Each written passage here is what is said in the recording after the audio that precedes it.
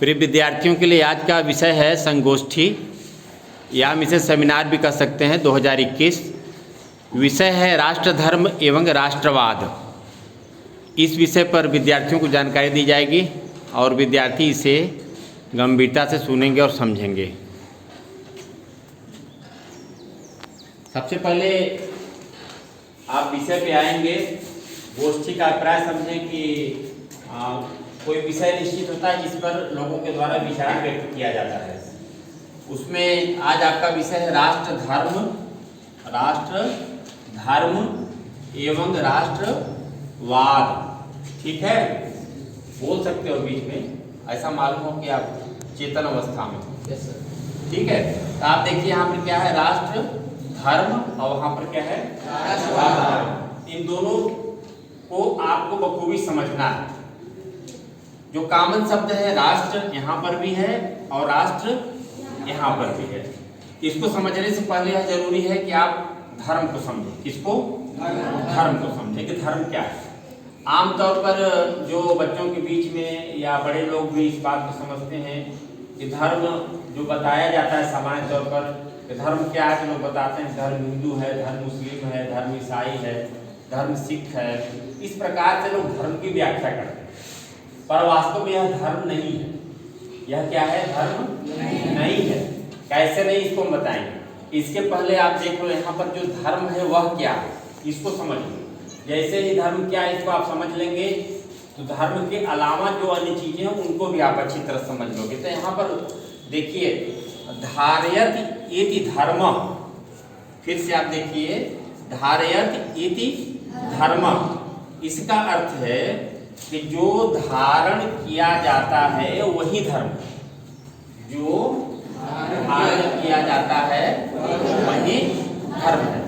अर्थात जिसे धारण नहीं किया जा सकता, जिसे स्वीकार नहीं किया जा सकता, जिसे अंगीकार नहीं किया जा सकता, वह धर्म नहीं है। जो धारण किया जा सकता है वह धर्म है। इसका अभिप्राय है कि जिसे हम धारण कर सकते हैं, अर्थात जिसे हम धारण कर सकते हैं, तो चाहे हम हो या कोई हो, हर कोई उसको धारण कर सकता है। ऐसा नहीं है जिसे हम धारण कर सकते हैं उसको आप धारण नहीं कर सकते, ऐसा नहीं।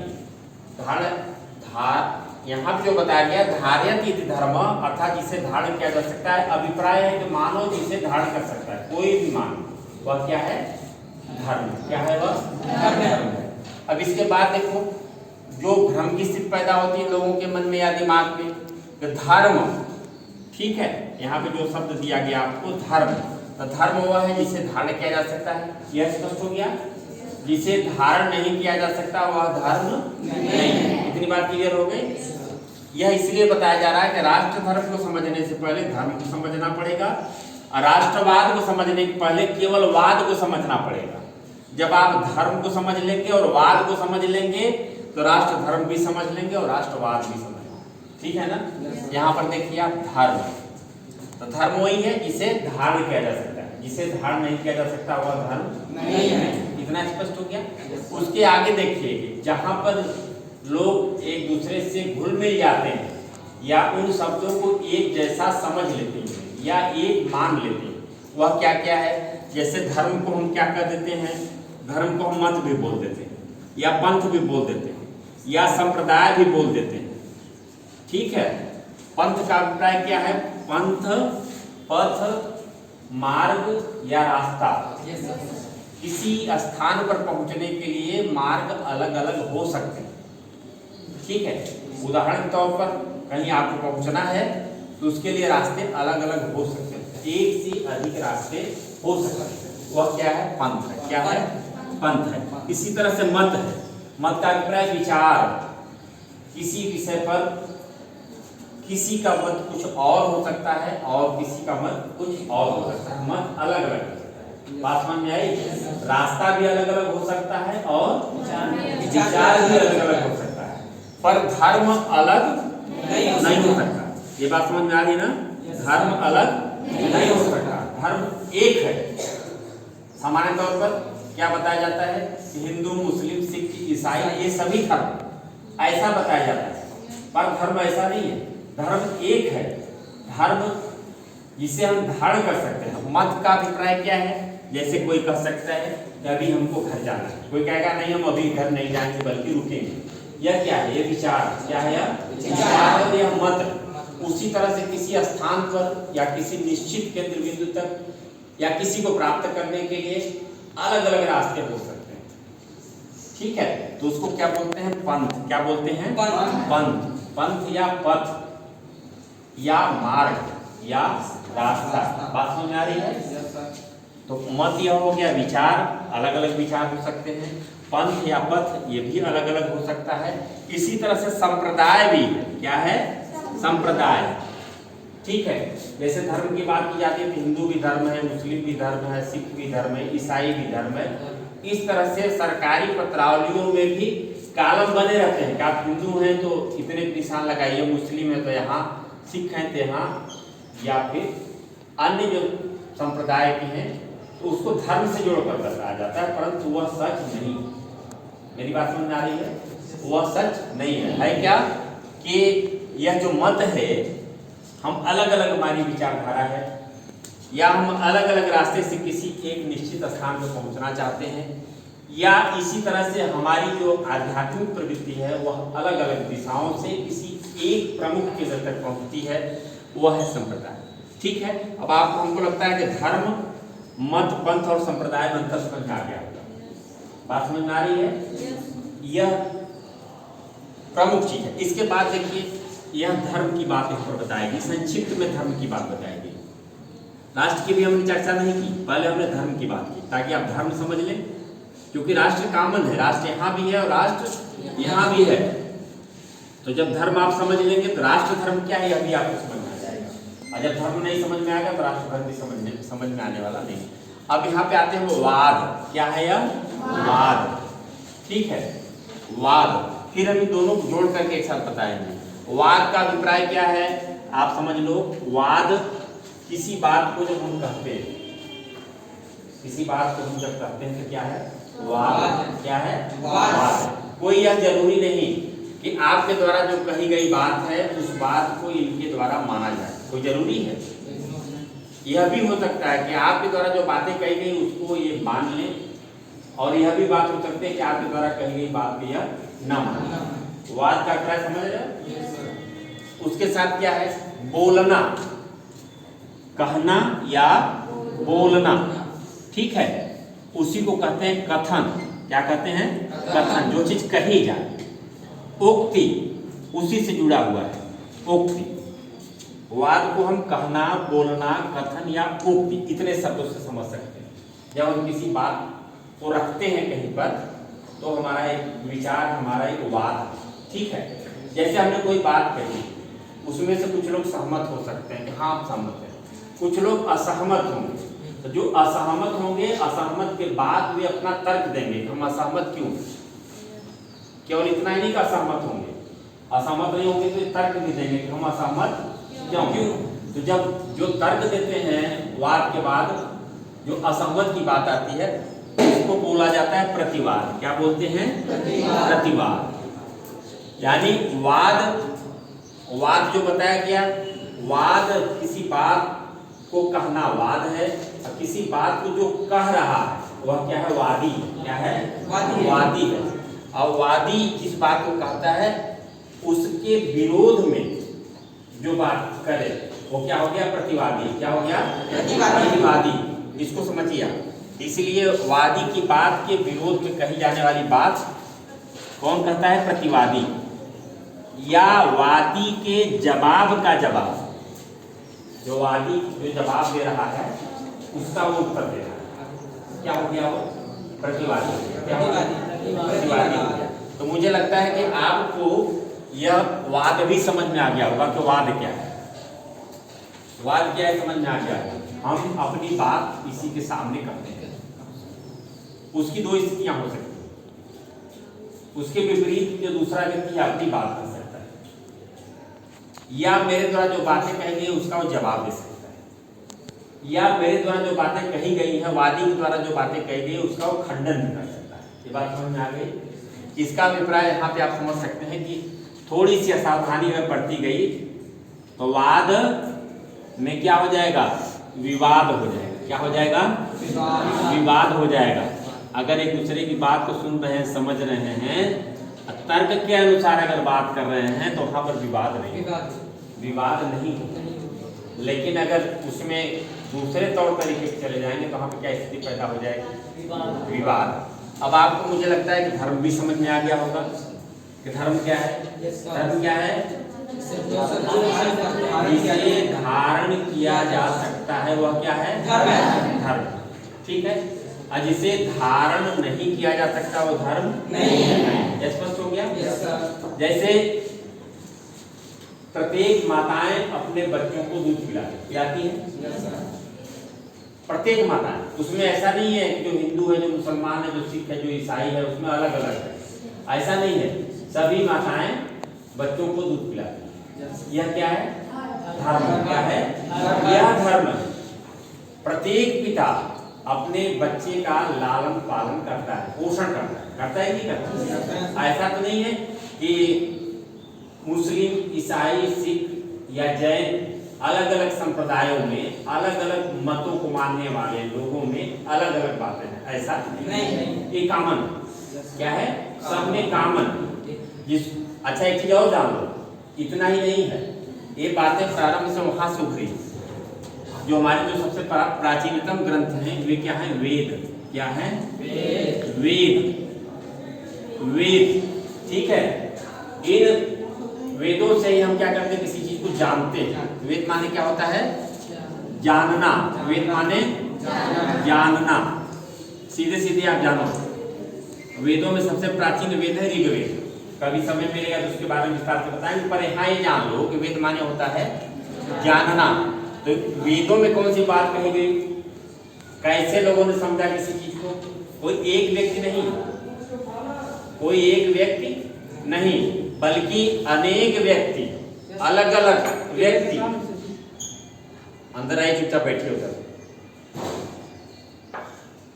एक व्यक्ति नहीं बल्कि अनेक व्यक्ति, अभिप्राय बहुसंख्य। पृथ्वी बनी, पृथ्वी पर विविध प्रकार के जीव उत्पन्न हुए, उसमें मानव भी पैदा हुआ। प्रारंभ में क्या सही है क्या गलत है यह पता नहीं चला, लेकिन जैसे जैसे इंसान का विकास हुआ उसमें उन्होंने परीक्षण किया, शोध किया, जाना। क्या किया? जाना। जब जाना उन्होंने तो क्या किया कि यह काम करना ठीक है और यह काम करना ठीक नहीं है। इसको बोला जाएगा जानना। क्या बोला जाएगा? जानना। केवल एक ने नहीं, सृष्टि बनी। जैसे मान लो उदाहरण तौर पर सृष्टि बनी, ये पैदा हुआ, 100 साल बाद ये पैदा हुआ, 100 साल बाद यह पैदा हुआ। इस प्रकार से लगातार करीब 40-45 लाख पहले यह इंसान के जो स्वरूप पृथ्वी पर आ चुका है। अभी तो 2021 चल रहा है, महज जो गणना हो रही है 2021, इसके पहले भी समय था। उस समय भी लोग थे। मेरी बात समझ आ रही है? तो लोग जो जाने, जैसे इन्होंने जो कुछ जाना, उसके बाद इन्होंने इनको बताया यह चीज करनी चाहिए और यह चीज नहीं करनी चाहिए। ठीक है। उसके बाद क्या हुआ कि इन्होंने जो इनको बताया उसको इन्होंने संयोग अपने पास रखा संभाल करके। फिर उसके बाद इन्होंने उन चीजों को फिर अगली पीढ़ी में बताया। मेरी बात समझ में आ रही है? इसका मतलब इसमें 3 चीजें आएगी, आप समझ। एक अतीत, जिसको भूतकाल कहेंगे, जो समय गुजर चुका है। दूसरा एक वर्तमान, अर्थात हमसे पहले जो लोग थे, जिन चीजों को लोगों ने मुझे बताया, उन चीजों को हमने क्या किया? जाना और समझा। फिर हमने उन चीजों को क्या किया? उन सभी चीजों को जो हम भी जाने पहचाने, उन सभी चीजों को फिर क्या हुआ कि हमने अपनी अगली पीढ़ी को दिया। किसको दिया? अगली पीढ़ी को दिया। आप लोग अंदर आ जाओ, बैठ जाओ, चुपचाप अंदर आके बैठो। आप समझो, जो पिछली पीढ़ी ने मुझे बताया, फिर वही चीज हमने क्या किया? अगली पीढ़ी को दिया। किसको दिया? अगली पीढ़ी को दिया। आप लोग भी ध्यान से सुनो, बैठ जाओ, ध्यान से सुनो। क्या जितना हमें पता था क्या उतना ही हमने दिया? बल्कि उसमें कुछ चीजें और हमने जानी। क्या कि उसमें हमने कुछ और भी चीजें जानी, उसको भी हमने आगे वाली पीढ़ी को दिया। फिर उसी तरह से उस पीढ़ी ने, अर्थात जो पूर्वज था, अपने वंशज को जो जानकारी दी, उस वंशज ने जब वह खुद पूर्वज हो गया तो फिर अपने वंशज को उसने जानकारी दी। यह निरंतर लगातार परिवर्तन होता रहा। दोनों चीजें होंगी, एक जो पुरानी चीजें हैं वह अभी आगे चल रही हैं और उन पुरानी चीजों में कुछ नई चीजें भी शामिल होंगी। मेरी बात समझ में आ रही है? इसको समझो, जो पुरानी चीजें थी वह भी चल रही है और पुरानी चीजों में नई चीजें भी शामिल हो गई, ठीक है। और यह लगातार उसमें नई चीजें शामिल होती जा रही हैं। जैसे अतीत में जो कुछ था, पहले जो कुछ था उसमें कुछ नई चीजें जुड़ी, यह क्या हो गया? वर्तमान। क्या हो गया? वर्तमान। और ऐसा नहीं कि आज जो चीजें जुड़ रही फिर आगे नहीं जुड़ेंगी, आगे भी जुड़ेंगी।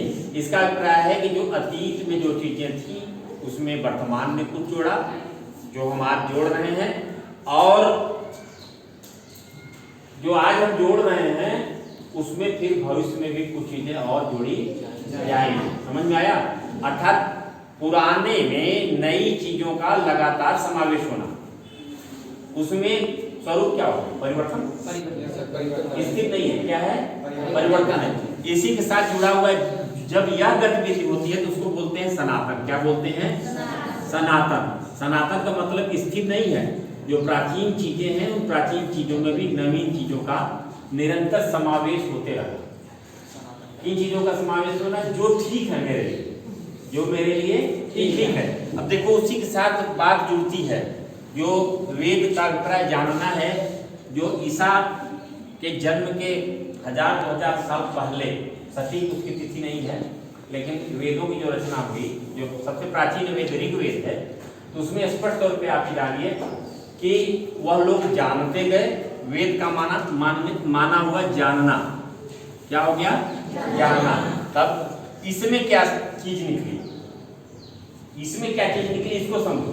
जब पीढ़ी दर पीढ़ी लोगों ने अनुभव किया, हर चीज को समझा, परीक्षण किया, फिर उसको स्वीकार किया, तो उन स्थितियों में क्या बात आती है?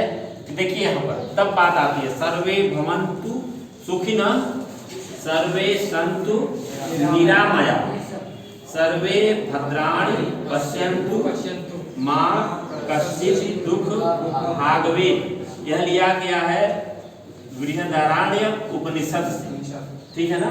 उपनिषद से। इस पर भी हम थोड़ी सी बात आपके सामने रख सकते हैं। उपनिषद, इसको भी आप जान लीजिए। पहले कागज नहीं था, पहले कलम नहीं थी कि कोई चीज हमारे द्वारा कही जा रही है आप उसको लिखो, ऐसा नहीं था। तो होता क्या था कि गुरु एक ऊंची आसन पे बैठ जाता और उसके सामने उनके जो शिष्य हुआ करते थे उनके सामने नीची आसन लगा के बैठ जाते, ठीक है। और वह बोलते थे किसी भी चीज को, और जो चीज वो बोलते थे उनके सामने जो बैठा हुआ व्यक्ति होता था, अर्थात जो उनका शिष्य होता था, उसको याद करता था। क्या करता था? याद करता था। ऐसी स्थिति में आप समझ सकते हैं कि लिखने की व्यवस्था नहीं थी, केवल कहने की थी और सुनने की थी। और वो जो व्यक्ति सुनता था, सस्वर सुनता था, सस्वर याद करता था, सस्वर सुनाता था और उसको समझता था, उसको क्या बोलते थे? उपनिषद। क्या बोलते थे? उपनिषद। आप समझ सकते हैं कि कितनी कठिन व्यवस्था रही होगी। इस प्रकार से यह हमारी जो संस्कृति रही, हमारी जो सभ्यता रही, वह क्या थी? सर्वे भवन्तु सुखिनः। हम सुखी रहेंगे तब आप सुख को प्राप्त करेंगे, ऐसा नहीं है। आप सभी लोग सुखी रहें, उसमें मेरा भी सुख है। आप सभी लोग सुखी रहें, उसमें ही मेरा सुख है। ऐसा नहीं है कि हम सुखी होंगे तो आप सुखी होंगे, ऐसा नहीं। सर्वे भवन्तु सुखिनः, अर्थात सर्वे भवन्तु तो इंसान की बात नहीं की गई, सबकी बात की गई। प्रत्येक जीव जंतु, यहाँ तक कि वनस्पतियां, पेड़ पौधे, नदी नाले, प्रकृति, पहाड़, सबके सुख की कामना की गई। अब बात समझ में आ रही है? सबके सुख की बात की गई, ठीक है। यह रही सनातन परंपरा। अब यहीं से बात शुरू होती है आपके राष्ट्र की, ठीक है। सर्वे भवन्ति सुखिनः, सर्वे सन्तु निरामया। प्रत्येक जीव जंतु प्रकृति सबके सुख की हम कामना करते हैं। वहीं से बात शुरू होती है राष्ट्र की, ठीक है। वहीं से बात शुरू होती है राष्ट्र की। अभी आपको धर्म के बारे में बताया गया, वाद के बारे में बताया गया। अब राष्ट्र को समझ लो। राष्ट्र और देश में अंतर है, राष्ट्र और राज्य में अंतर है। राष्ट्र कहाँ कहाँ है इसको आप समझिए। राष्ट्र वहाँ वहाँ है जहाँ जहाँ हमारी सभ्यता है, जहाँ जहाँ हमारी संस्कृति है, जहाँ जहाँ हमारी बोली भाषा है, जहाँ जहाँ हमारा पहनावा है, जहाँ जहाँ हमारा खान पान है, वहाँ वहाँ हमारा राष्ट्र। यह भावना है। राष्ट्र क्या है? ये भावना है। जैसे उदाहरण के तौर पर आप यहाँ पर हो, आप जो कुछ भी खाते हैं, या आपकी जैसी भाषा है, या आप जिस तरह का वस्त्र पहनते हैं, यहाँ से आप दूर चले जाए। उदाहरण के तौर पर आप अपने देश से विदेश को चले जाएं। कहाँ चले जाएं? विदेश को चले जाएं। जब आप विदेश में जब जाएंगे तो वहां पर भी आप क्या देखेंगे कि आपका किससे लगा होगा, किससे जुड़ा होगा, जिसको आप नहीं जानते पहचानते, आपको नहीं मालूम है कहाँ का रहने वाला है, इसका नाम क्या है, कि किस मत को मानने वाला है, किस संप्रदाय का है, आपको नहीं पता। परंतु आप उसको क्या देखते हैं कि जिस तरह से आपने जो वस्त्र पहना है उसी तरह से उसने भी वस्त्र पहन रखा है। आप जिस तरह से बोल रहे हैं उसी तरह से वह भी बात कर रहा है। आप जो खाना खा रहे हैं वह भी उसी तरह का खाना उसी तरह से खा रहा है जैसे आप खा रहे हैं। बात समझ में आ रही है? आपका क्या होगा? आपका उससे जुड़ाव हो जाएगा, लगाव हो जाएगा। आपके मन में क्या लगेगा? यह भी मेरे जैसा ही है। समझ में आई बात? इसका मतलब राष्ट्र की सीमाएं नहीं है। राष्ट्र की अपनी जो सोच है, जो राष्ट्र की अपनी भावना है, वह जहां जहां भी इस पृथ्वी पर है वहां वहां यह राष्ट्र है। बात समझ में आ रही है? वहां वहां यह राष्ट्र है। मूल इसमें कहाँ आता? टकराहट की बात कहाँ आती? इसको आप समझ लो। जैसे हमारा जो खान पान है, हमारा रहन सहन है, जो हमारा पहनावा है, जो हमारी संस्कृति है, जो हमारी बोली भाषा है, इन सब चीजों को मिला करके राष्ट्र का निर्माण होता है। राष्ट्र की भावना है, ठीक है। उसी के साथ जुड़ता है राष्ट्र धर्म, अर्थात जो चीजें करने लायक हैं, जिसे धारण किया जा सकता है। अब राष्ट्र की दृष्टि में हम देखते हैं, जब समग्र दृष्टि में हम देखेंगे धर्म को तो बहुत सी चीजें आएंगी। जब हम राष्ट्र के संदर्भ में देखेंगे तो राष्ट्र को हम क्या मानते हैं? हम भारत माता की जय बोलते हैं। क्या बोलते हैं? भारत माता की जय। क्यों बोलते हैं? उसके पीछे देखो कारण क्या है। पूरे इस पृथ्वी पर किसी देश को माँ का दर्जा नहीं दिया गया, माँ का दर्जा नहीं दिया गया, परंतु भारत में दिया गया। क्यों दिया गया? क्या पृथ्वी नहीं होगी तो क्या हम रह सकते हैं? संभव है? थोड़ी देर के लिए आप विचार कर लो, क्या वायु न रहे, हवा न रहे तो क्या हम जीवित रह सकते हैं? मिनट 2 मिनट काम खत्म। अगर जल न रहे तो क्या हम रह सकते हैं? नहीं रह सकते। जो चीजें हमें निःशुल्क मिली है, अत्यंत महत्वपूर्ण है, उन सब के प्रति मेरे मन में क्या होना चाहिए? मेरे मन में उनके प्रति श्रद्धा होना चाहिए। क्या होना चाहिए? क्योंकि उसके बिना हम नहीं रह सकते। उसके बिना हम, माँ का भी यही काम है, अपने बच्चों का लालन पालन पोषण करती है, माँ का भी यही काम है। उसी तरह से राष्ट्र भी अपने संतानों का, अपनी संतानों का लालन पालन पोषण करता है। मेरा भी फर्ज बनता है, हम लोगों का भी फर्ज बनता है कि हम अपने राष्ट्र को किस तरह से समझें? माँ की तरह। क्या समझें? माँ की, क्योंकि वह मुझे मेरा पालन पोषण कर रही है, उसके बिना हम नहीं रह सकते।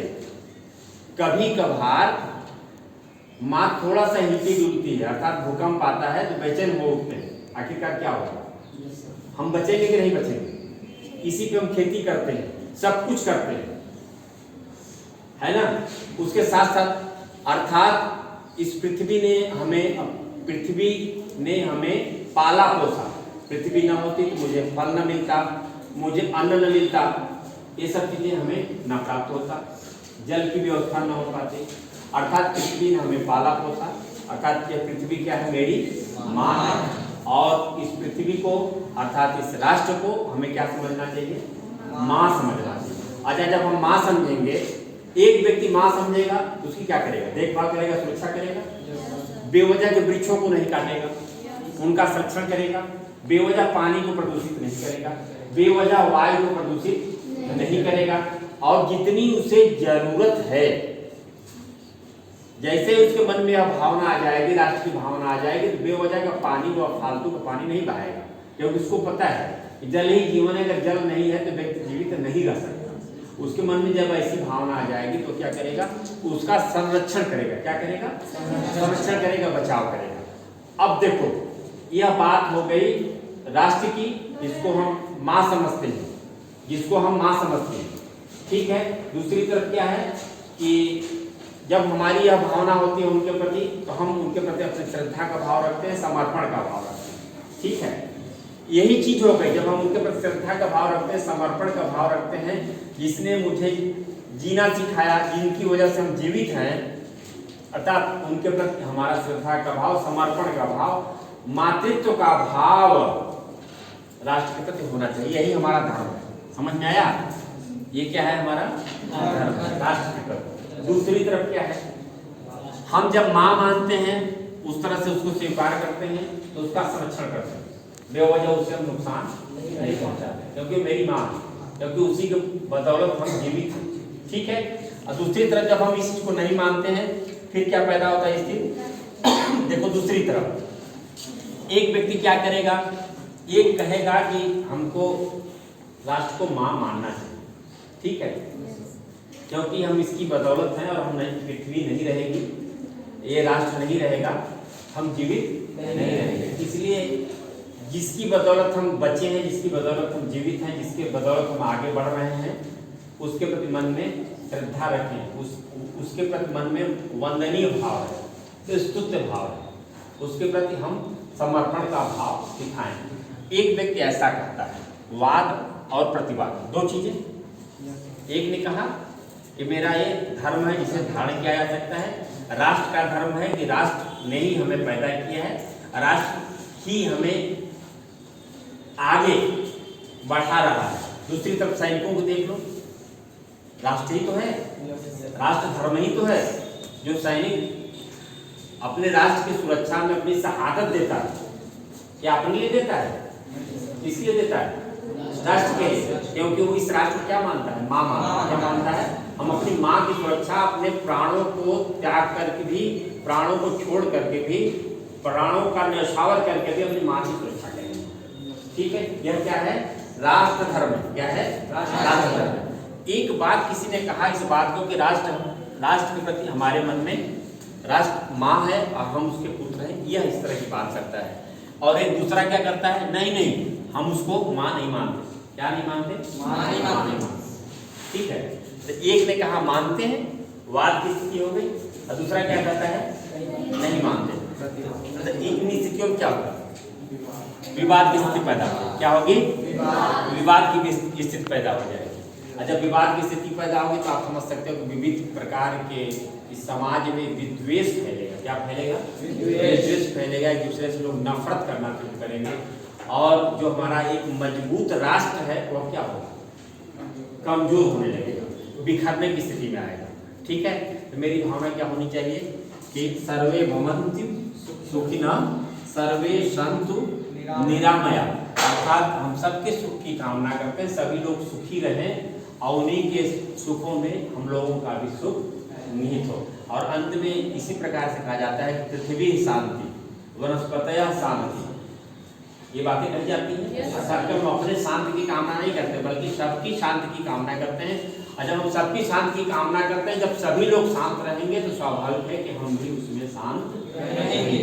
यह भावना है, यह हम कदापि न समझें कि दूसरा अशांत रहेगा या मेरे अलावा अन्य लोग अशांत रहेंगे तो हम शांत रहेंगे, यह संभव नहीं, यह कतई संभव नहीं है। हमारे आसपास, हमारे अगल बगल, हमारे समाज में अगर अशांति फैली हुई है तो हम शांत नहीं रह सकते। जब आप समझ में आ रही है, इसलिए कामना ये की जानी चाहिए कि सभी लोग शांत रहें। जब सभी लोग शांत रहेंगे तो उसमें हम भी शांत रहेंगे। इसलिए हमारी जो संस्कृति है, हमारी जो सभ्यता है, हमारी जो परंपरा है, वह यही है कि सबकी कामना करते हैं, सुख की कामना करते हैं। इतनी बात समझ में आ गई आपको?